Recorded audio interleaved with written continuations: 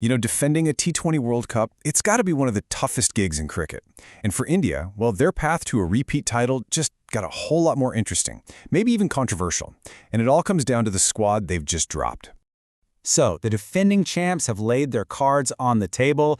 They've announced their squad for the upcoming tournament, which is on home soil, by the way. But forget everything else, because the single biggest headline is a truly shocking omission. Seriously, everyone is talking about this one. So what is the real story here? I mean, why would you drop a player who was literally your vice captain just a little while ago? And maybe more importantly, what does this super bold lineup tell us about their game plan to win it all over again? All right, let's get into it. First things first, let's break down the hard facts from that official announcement. This is what we know, plain and simple.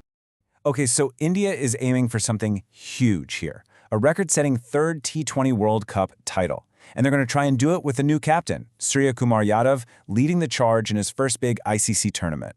But honestly, the real bombshells? They're the names that aren't on the list. We're talking star opener Shubman Gill, gone. And wicketkeeper Jitesh Sharma, also missing out. And that brings us right back to the million-dollar question, doesn't it? How on earth does a player go from being the vice captain to not even making the squad? Let's dig into the story behind the drop. Well, it seems the main reason really just boils down to one simple number, 24.25.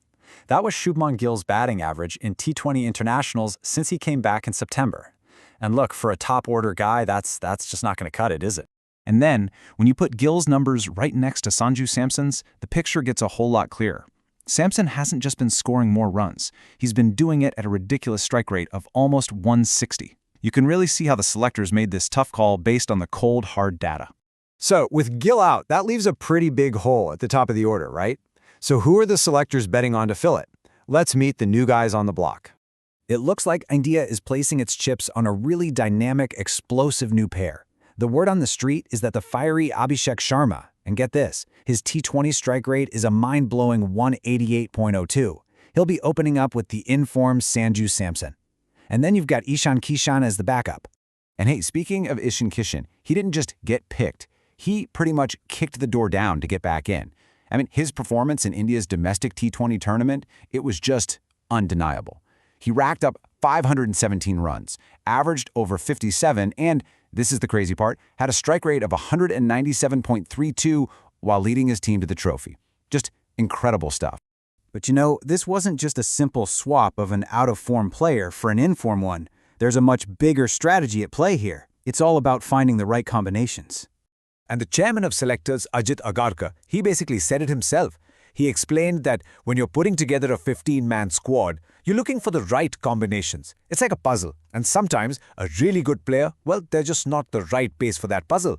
He said someone's always going to miss out, and unfortunately for Gill, this time it was him.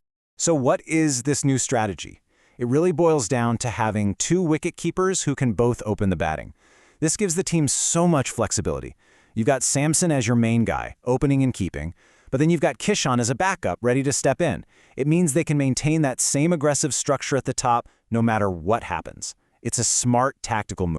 All right, so now let's take a look at the whole shebang. Here's the full 15-man squad that's going to carry India's hopes for a World Cup victory.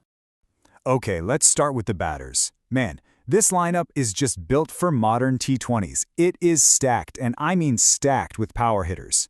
You've got the captain, Surya Kumar Yadav, who can hit it anywhere, all the way down to the ultimate finisher, Rinku Singh. There's just no shortage of firepower here. Next up, the all-rounders. These guys are the engine room of any T20 team, right? You've got Hardik Pandya's explosive pace, and then you balance that with the clever spin from the vice-captain Aksar Patel and Washington Sundar. They give the team that crucial balance. And finally, let's talk bowlers. The attack is, of course, led by the one and only Jasprit Bumrah. But he's got great support, with Arshdeep Singh coming in with that tricky left-arm angle, plus a really dangerous pair of wrist spinners in Kuldeep Yadav and Varun Chakravarthi. That's a lot of different options for the captain to play with. So, with all these big changes, this bold new strategy, what's the endgame? What is this revamped Indian team trying to achieve? Well, the goal is pretty simple. Make history. No team, not a single one, has ever won back-to-back T20 World Cups. That's the mountain this squad has been put together to climb, and they're doing it on home soil. So, the selectors have definitely rolled the dice here. They've put current form and team combinations ahead of big names and past reputations, which leaves us with the biggest question of all. Was it the right call? With this new-look squad, can India actually pull it off and make history?